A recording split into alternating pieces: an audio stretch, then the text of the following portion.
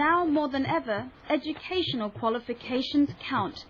Anywhere you go, you'll be hard-pressed to find an industry that doesn't require a university degree or college qualification. In recent years, education has become a license to print money. And in many countries, it's a serious numbers game. There are over 63,000 Indian students in Australia. They enroll in countless university and vocational courses, from accounting and information technology master's degrees to hospitality and community care diplomas. To come here, students sell assets and take out huge bank loans. For many, studying abroad is the investment of a lifetime. Your Australian government and the Australian government approved agents are creating a big picture for the Indian students, saying that sell up your properties, sell up your, sell up everything you have, come to Australia, you have the best education in the world, and you have better lifestyle in the world, and all kind of euphoria they are creating over there in Indian people. Education is big business in Australia. Every year, overseas students contribute $5 billion to the national economy. Here, education is bigger than wheat, and it's a sector the country cannot afford to lose. But Australia faces two big challenges: bringing more students in and keeping those that are already here satisfied. My bank loan is around 45,000 Australian dollars. 45,000 Australian dollars. 45,000 Australian dollars. Now, you've been here a few months. Yeah. Has it so far been worth the 45,000 Australian dollars? Not at all. Not at all. I am not satisfied at all. 23-year-old Ravi, a web developer from India, prefers not to be identified. He came to Melbourne to study an advanced course in his field. He thought it'd be a quicker way of getting to his dream job, a chance to work at Australia's Fox Studios. To get here, Ravi went through a college recruitment agent in Hyderabad in India. He says the agent literally promised him the world. It's not even an university. It's a college, and classrooms are small. Today, I'm in a college. I have better internet at home, back at home in Hyderabad. So far, authorities have been slow to claim responsibility for monitoring and regulating recruitment agents. India says they're accredited by Australia, but Australia says they're operating in India. There are issues, I think, with exploitation of students where they are promised, if you like, access to a visa as part of signing up for some package of education courses. I want to try and stamp that out. Both sides acknowledge there are flaws in the system, but India's Melbourne-based Consul General says the social problems we're seeing might have more to do with the type of Indian student that is now coming to Australia. A lot of the students who are coming in are students who are not sophisticated in urban dealing. They're coming in from rural villages. Agents representing Australian institutions are going deep into India's hinterland to get students.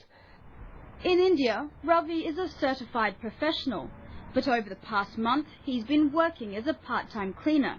In fact, at the moment Ravi is working for free. His employer insists he is still in training and cannot be paid for it. We are not asking for Stories like these are not uncommon. According to the Melbourne-based Federation of Indian Students, many are much worse. When they face issue of housing, accommodation, how can a normal human being can survive with all these issues and study at the same time and work at the same time?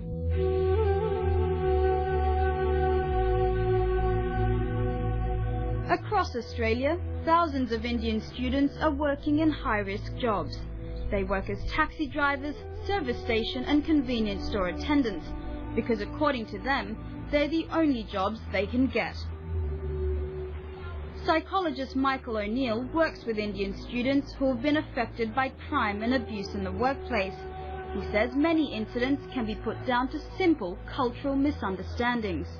Indian students come here with high expectations and have difficulty understanding the nature of the Australian culture. And I wonder if that's part of the problem between Indian taxi drivers and Australian people who get into the taxi. There's a sort of a cultural shock that they don't understand each other.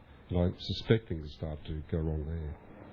Under the terms of their visas, overseas students can only do paid work for a maximum of 20 hours a week, which many find simply doesn't bring in enough money to make ends meet.